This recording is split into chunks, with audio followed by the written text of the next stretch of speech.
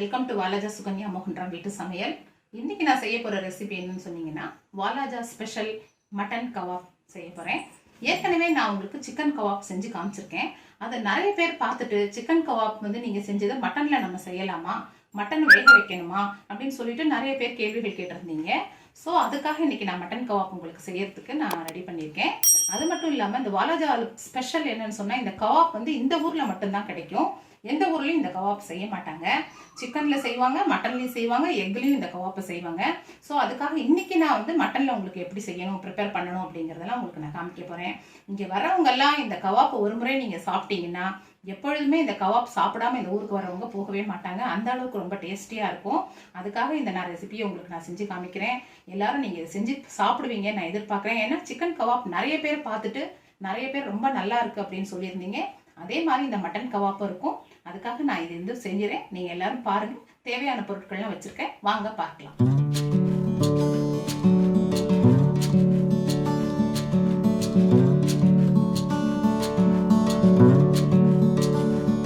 Walajah mutton kebab செய்வதற்கு தேவையான பொருட்களை நான் இங்கே வச்சிருக்கேன். என்னென்னு சொல்றேன், வாங்க பார்க்கலாம். மட்டனை வேக வச்சு நான் இங்கே வச்சிருக்கேன். தேவையான கடலை மாவு, மிளகாய் தூள், மிளகுத்தூள், கிராம்புத்தூள், அதுக்கப்புறம் சால்ட்டு, சோடா, சமையல் சோடா.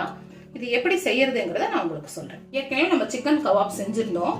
சிக்கன் கவாப் நம்ம வேக வைக்க வேண்டிய அவசியம் கிடையாது. சிக்கனை, மட்டனை நான் பாருங்க ஃபர்ஸ்ட் வாங்கி வெறும் தண்ணியில கொஞ்சோண்டு வேக வச்சு அதை நான் தனியா எடுத்து வச்சிருக்கேன். இதுக்கு தேவையான மெஷர்மெண்ட், இது ஒரு 1/4 கிலோ அளவுக்கு நான் எடுத்திருக்கேன். எலும்பெல்லாம் எடுத்துட்டு வெறும் சதையை மட்டும் வாங்கி நம்ம செஞ்சிருக்கோம்.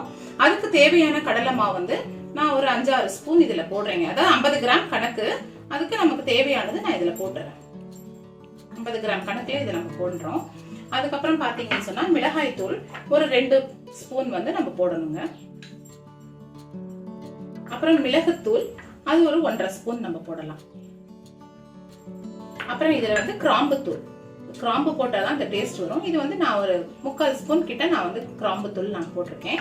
அப்புறம் தேவைக்கேற்ப நம்ம சால்ட் இதுல போட்டு நம்ம கலக்கி வச்சிடணுங்க. ஃபர்ஸ்ட் நம்ம கொஞ்சம் தண்ணி எல்லாம் விடாம நம்ம கலக்கணும்.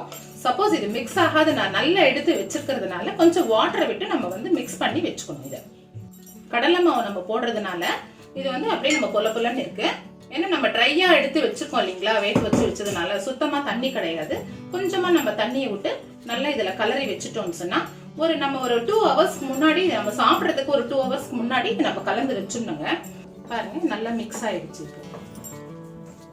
இது நல்ல ஒரு 2 ஹவர்ஸ் நல்லா ஊறணுங்க. இது ஊறுச்சுனாதான் இந்த மசாலா மொத்தம் இதுல இறங்கும். அதுக்கப்புறம் நம்ம இது கடலை மாவுல எப்படி செய்யணுங்கிறத நான் காமிக்கிறேன் உங்களுக்கு. பாருங்க, மட்டனை நம்ம கலந்து வச்சுட்டோம். இப்ப கடலை மாவை நம்ம எப்படி கலக்குறது அப்படிங்கறத நான் உங்களுக்கு காமிக்கிறேன். அதுக்கு தேவையான கடலை மாவை இங்க நான் வச்சிருக்கேன். அதுக்கு ஒரு 2 ஸ்பூன் மிளகாய் தூள், 1 ஸ்பூன் கிராம்புத்தூள், மிளகுத்தூள் 1 ஸ்பூன் போட்டிருக்கேன். அதுக்கு தேவைக்கேற்ப சால்ட்டுங்க. இதுல கொஞ்சோண்டு நம்ம சோடா போடணுங்க. சமையல் சோடாவை ஒரு 1/2 டீஸ்பூன் நம்ம போடணும் சாப்பிட்டுக்காக. அவ்வளவுதாங்க. இதெல்லாம் நம்ம போட்டாச்சு. இதுக்கப்புறம் இது நல்லா நம்ம மிக்ஸ் பண்ணிக்கணும். முதல்ல மாவுலயே நல்லா நம்ம மிக்ஸ் பண்ணிக்கணும்.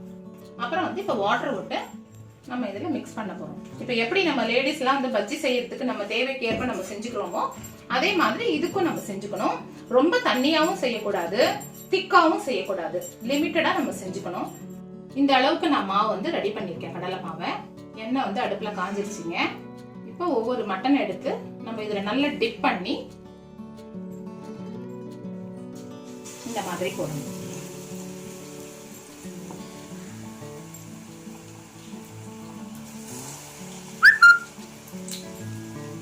இந்த மாதிரி ஒவ்வொரு மட்டனையும் நம்ம எடுத்து டிப் பண்ணி இந்த மாதிரி போடணும்.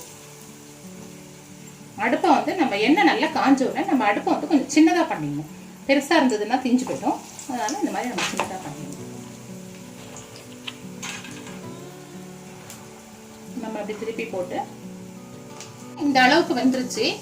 இப்ப நான் இதை எடுத்துட்டு திருப்பி நம்ம இதை பிரஸ் பண்ணி நம்ம போடணும்.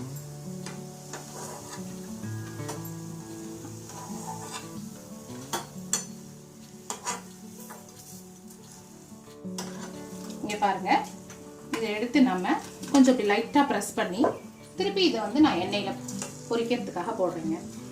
இங்கே பாருங்க, இதை நல்லா நம்ம ப்ரெஸ் பண்ணி இதை நம்ம போடுறோம். ஏன்னு சொன்னால் உள்ளே இருக்கிற மட்டன் வந்து அப்போ திருப்பி இன்னொரு வாட்டி நம்ம போடும்போது நல்லா வெந்துடும், சாப்பிட்றதுக்கு நல்ல டேஸ்டியாக இருக்கும். அதுக்காக தான் இதை 2 times பண்ணணும். கொஞ்சம் வெந்தோடனே நம்ம இதை எடுத்துட்டு நம்ம இந்த மாதிரி போடணும்.